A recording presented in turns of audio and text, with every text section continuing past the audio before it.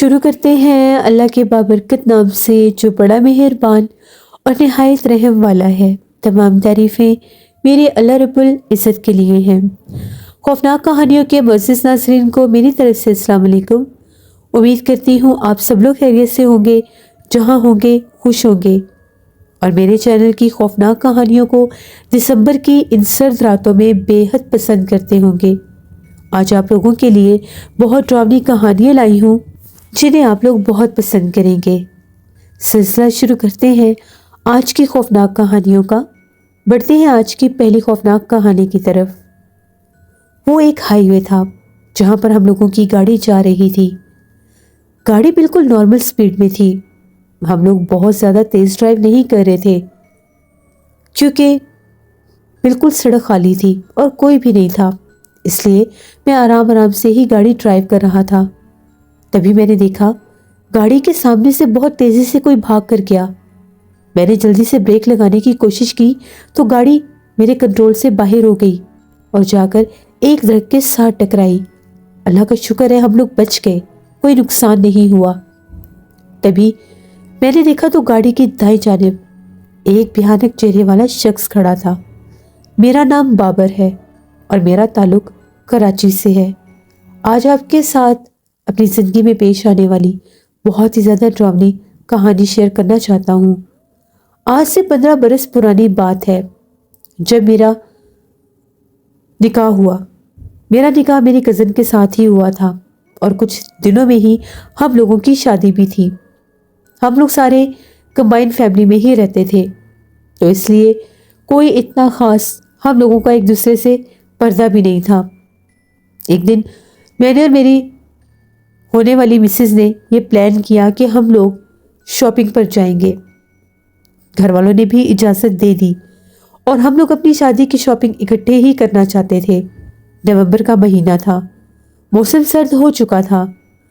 ہم دونوں جیسے ہی گھر سے نکلے شاپنگ کرنے کے لیے، ہم لوگوں نے اپنی ایک دو اور کزنوں کو بھی اپنے ساتھ لینا تھا۔ جب ان سے پتہ کیا تو ان لوگوں کا بھی پلان نہیں تھا، تو ہم لوگ بوتیک کی طرف چلے گئے۔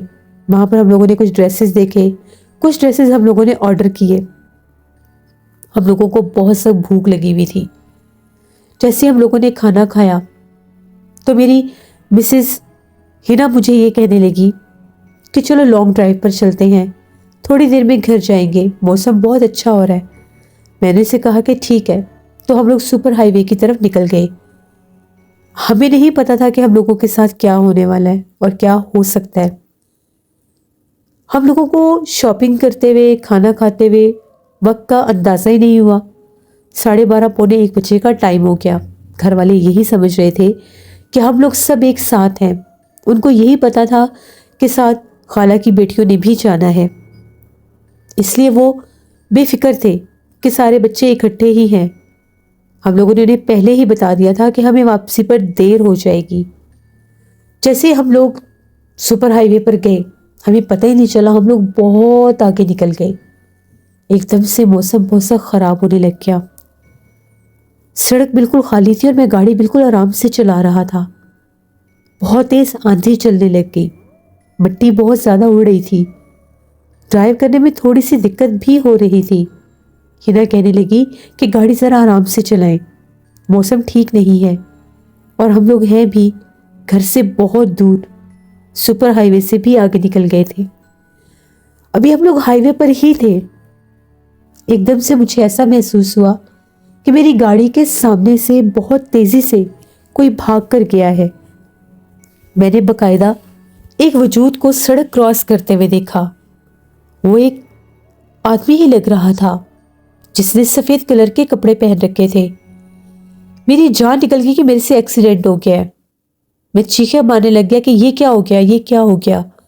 میں گاڑی کو بریک لگاتا لگاتا مجھے سمجھ ہی نہیں آئی کہ گاڑی ایک درخت میں جا کر لگ گئی۔ اللہ کا شکر ہے ہم لوگ تو بچ گئے، ہمیں زیادہ چوٹیں نہیں لگی کیونکہ گاڑی ہائی سپیڈ میں نہیں تھی۔ تو تبھی میری مسز کہنے لگی کس کے ساتھ ایکسیڈنٹ ہوا ہے؟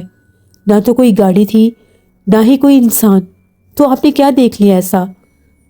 میں نے اسے کہا کہ نہیں، گاڑی کے سامنے سے کوئی گزرا تھا اور میں نے جیسے اسے ہٹ کیا ہے، ٹکر ماری ہے۔ سفید لباس میں کوئی تھا۔ ایک دم سے جب میری نظر دائیں جانب گئی تو میں نے ایک شخص کو کھڑے دیکھا جو بالکل درخت کے پاس کھڑا تھا، بہت بھیانک چہرے والا۔ گاڑی کے ہیڈ لائٹس چل رہے تھے۔ میرے منہ سے نکلا کہ یہ کون ہے؟ یہ دیکھو، یہ سامنے کھڑا ہے۔ ہنا نے جب دیکھا تو کہنے لگی کوئی بھی نہیں ہے یہاں پر، آپ کو کیا ہو گیا بابر؟ گاڑی کو سٹارٹ کرنے کی کوشش کریں۔ میں نے گاڑی کو ریورس کرنے کی کوشش کی، سٹارٹ کرنے کی کوشش کی۔ گاڑی سٹارٹ تو ہو گئی، یہاں تک کہ میں نے ریورس بھی کر لی۔ الحمدللہ ہم لوگ بہت زیادہ گہرائی میں نہیں تھے، سڑک سے تھوڑا ہی بس نیچے گاڑی ہوئی تھی، اور درخت کے ساتھ جا کر میں نے فوراً سے بریکس لگا دی تھی، اس لیے ہماری بچت ہو گئی۔ جو ہی میں نے گاڑی ریورس کی اور روڈ کے اوپر چڑھائی، میں نے چاروں طرف دیکھا، کہیں کچھ بھی نہیں تھا۔ میں گاڑی سے باہر نکلا، میں پیچھے تک بھاگ کے گیا، نہ تو کسی کو ٹکر لگی تھی اور نہ ہی وہاں پر کوئی گرا ہوا تھا۔ مجھے لگا کہ شاید میرا ہی وہم تھا، لیکن ابھی جو درخت کے پاس کھڑا تھا وہ کون تھا؟ میں نے واضح طور پر ایک وجود کو دیکھا تھا۔ میں بہت خوفزدہ تھا۔ میں نے ہنا سے کہا کہ واپس چلتے ہیں، مجھے بہت زیادہ ڈر لگ رہا ہے۔ ہنا نے کہا کہ ٹھیک ہے، آپ گاڑی ریورس کریں، ہم لوگ واپس چلتے ہیں۔ میں نے ہائی وے سے ہی گاڑی ٹرن کی اور واپس جانے کا ارادہ کیا۔ جیسے میں نے گاڑی ٹرن کی، ایک دم سے میری نظر اپنی گاڑی میں بیک سیٹ پر گئی۔ مجھے وہاں پر کوئی بیٹھا ہوا نظر آیا۔ میں نے پلٹ کر دیکھا، کچھ بھی نہیں تھا۔ میں نے ہنا سے کہا مجھے عجیب و غریب چہروں والے لوگ دکھائی دے رہے ہیں، ایک آدمی مجھے بار بار نظر آ رہا ہے، ایسا لگ رہا ہے جیسے گاڑی میں پیچھے کوئی بیٹھا ہوا تھا۔ اس نے کہا بابر کیا ہو گیا ہے؟ یہاں پر کوئی بھی نہیں ہے، آپ بہت زیادہ ڈر گئے ہیں، شاید آپ کو کوئی وہم ہوا ہے، یا شاید ہو سکتا ہے کہ آپ نے کچھ ایسا ویسا دیکھ لیا ہو۔ اکثر کہتے ہیں نا، سنسان ویران راستوں کے اوپر جنات بھی ہوتے ہیں۔ میں نے اسے کہا کہ دیکھو، جنات کا نام مت لو، مجھے بہت ڈر لگتا ہے، جنات کے نام سے ہی خوف آ جاتا ہے۔ میں نے کبھی زندگی میں بھوت پریت اور جنات نہیں دیکھے، مجھے تو ہارر مووی سے بھی ڈر لگتا ہے۔ تبھی وہ میرا مذاق بنا کر ہنسنے لگی۔ ہم لوگ ابھی گاڑی کو لے کر تھوڑا سا ہی آگے نکلے تھے، ایک دم سے گاڑی بند ہو گئی۔ پتہ نہیں گاڑی کو کیا ہو گیا۔ میں نے کہا لو، گاڑی بھی بند ہو گئی، اب کیا کریں؟ تبھی ایک دم سے میں بہت زیادہ پریشان ہو گیا۔ میں گاڑی سے نکلا اور میں نے جا کر جیسے ہی بونٹ کھول کر دیکھا، گاڑی کو چیک کرنے لگا، مجھے تو کوئی مسئلہ نظر نہیں آ رہا تھا۔ میں واپس آیا، گاڑی کو سٹارٹ کرنے کی کوشش کرنے لگا۔ تھوڑی تگ و دو کے بعد گاڑی سٹارٹ ہو گئی۔ میں نے پھر گاڑی چلانے کی کوشش کی۔ تھوڑی سی ہی گاڑی چلی، جب ہم لوگ پہلے اس روڈ سے گزر رہے تھے، ہم لوگوں نے کوئی خاص غور نہیں کیا۔ آس پاس بہت زیادہ بڑے بڑے گھر بنے ہوئے تھے، جیسے بنگلے ہوتے ہیں۔ وہاں پر ایک گھر کے قریب جا کر گاڑی پھر بند ہو گئی۔ ہم لوگ تو بہت پریشان ہو گئے کہ اب ہم لوگ کیا کریں۔ پہلے سوچا گھر انفارم کر دیتے ہیں، ٹائم دیکھا تو 1:45 ہو رہے تھے۔ تبھی ایک دم سے موبائل پر کال آنے لگ گئی، گھر سے ہی کال تھی۔ میرے امی اور ابو ہی بار بار فون کر رہے تھے۔ پہلے میں نے امی کی کال ڈسکنیکٹ کی، اب ابو کا فون تھا۔ میں نے جلدی سے ان کی کال اٹینڈ کی۔ وہ پریشان ہو رہے تھے کہ ہم لوگ ابھی تک گھر کیوں نہیں آئے۔ میں نے انہیں بتایا کہ ہم لوگوں کی گاڑی خراب ہو گئی ہے اور ہم لوگوں کے ساتھ ماریا لوگ نہیں آئے، صرف ہنا اور میں ہی ہیں۔ بس ہم لوگ گھر واپس آ رہے تھے کہ گاڑی خراب ہو گئی۔ ابو پریشان ہو گئے کہ تم لوگ کہاں پر ہو۔ میں نے انہیں بتایا کہ ہم لوگ سپر ہائی وے کی طرف ہیں، بس گاڑی بند ہو گئی ہے، تھوڑی دیر میں آ رہے ہیں۔ ابو نے کہا کہ مجھے جلدی بتاؤ، میں ابھی تمہارے بھائی کو بھیج دیتا ہوں۔ میں نے کہا کہ میں کوشش کر رہا ہوں، نہیں تو آپ بے شک حمزہ کو بھیج دیجیے گا، میرے چھوٹے بھائی کا نام حمزہ ہے۔ ابو نے فون بند کر دیا۔ میں نے بہت کوشش کی، گاڑی سٹارٹ نہیں ہو رہی تھی۔ ہنا بھی بہت پریشان تھی، وہ یہ کہہ رہی تھی کہ پتہ نہیں اب کیا ہوگا، اب تو گھر سے بھی بہت ڈانٹ پڑے گی، اب ہم لوگ کیا کریں۔ ایک دم سے پتہ نہیں گاڑی کو ہو ہی کیا گیا تھا۔ تبھی ہم لوگوں نے یہ سوچا کہ یہ جو گھر ہے یہاں سے کسی سے ہیلپ لے لیتے ہیں۔ لائٹس چل رہی تھی۔ ہم لوگوں نے جا کر اس گھر کے دروازے پر بیل دی۔ میں ہی اکیلا باہر نکلا اور جا کر بیل بجانے لگا۔ کافی دیر کھڑا ہو کر ڈور بیل بجاتا رہا. مجھے کوئی بھی آواز نہیں آئی، نہ ہی کسی نے میری آواز پر رسپونڈ کیا. میں جیسے واپس پلٹا تو ہنا کی چیخیں تھیں. ہنا چلا رہی تھی، وہ چیخیں مار رہی تھی کہ مجھے بچاؤ. میں گاڑی کی طرف بھاگا تو اس کے بال کسی نے پکڑے ہوئے تھے. کوئی بڑی تیزی سے اس کے بال کھینچ رہا تھا، لیکن نظر کوئی بھی نہیں آ رہا تھا. میں نے بڑی مشکل سے اس کو گاڑی میں سے باہر نکالا. وہ رونے لگ گئی اور بہت ڈر رہی تھی، تھر تھر کانپ رہی تھی. ہم دونوں اس گھر کی طرف بھاگے. ہم لوگوں نے بہت زور زور سے دروازے کھٹکھٹائے، بیل دی تو اندر سے ایک آدمی نکلا بہت زیادہ غصے میں، اور آ کر یہ کہنے لگا کہ کون ہوگو تم اور میرے گھر کی بیل کیوں بار بار بجا رہے ہو. ہم نے اسے بتایا کہ ہم لوگ مصیبت میں ہیں، ہماری گاڑی خراب ہو گئی ہے اور ہم لوگوں کے اوپر کسی اندھے وجود نے حملہ کر دیا ہے. وہ جیسے ہی گیٹ سے باہر جھانک کر دیکھا تو ڈر گیا اور کہنے لگا کہ گاڑی کے پاس کوئی کھڑا ہے. ہم لوگوں نے پلٹ کر دیکھا تو کوئی بھی نہیں تھا. اس نے کہا کہ تم لوگ یہاں سے جاؤ، میں تمہاری مدد نہیں کر سکتا. مجھے نہیں پتا کہ تم لوگ کون ہو. ہم نے اسے یقین دلایا کہ ہماری مدد کرو. خیر اس آدمی نے ہمیں اپنے گھر کے اندر آنے دیا. اتنے میں نے گھر بھی کال کر دی اور سب کو کہا کہ آپ لوگ ادھر پہنچ جائیں. تقریباً 45 منٹ کے بعد میرے ابو اور میرے بھائی وہاں پر پہنچ گئے. وہ ایک چھوٹی گاڑی پر تھے. ہماری گاڑی انہوں نے باہر کھڑی دیکھی اور جلدی سے ہمارے ساتھ فون پر رابطہ کیا کہ ہم لوگ پہنچ گئے ہیں. گاڑی میں کون بیٹھا ہے؟ میں نے کہا کہ گاڑی میں کوئی بھی نہیں ہے. ابو نے کہا کہ گاڑی میں ڈرائیونگ سیٹ پر کوئی آدمی بیٹھا ہے کالے لباس میں. کون ہے وہ؟ میں نے کہا کہ کوئی بھی نہیں ہے، آپ باہر رکیں، ہم لوگ باہر آ رہے ہیں. ہم لوگ جلدی سے وہاں سے باہر نکلے. ابو بھی اور بھائی بھی گاڑی سے باہر نکل آئے. ہم لوگوں کو دیکھ کر گاڑی کی طرف اشارہ کرنے لگے. جب ہم لوگوں نے گاڑی کی طرف دیکھا وہاں کچھ بھی نہیں تھا. ابو کہنے لگے میں نے خود یہاں پر کسی کو بیٹھے دیکھا ہے.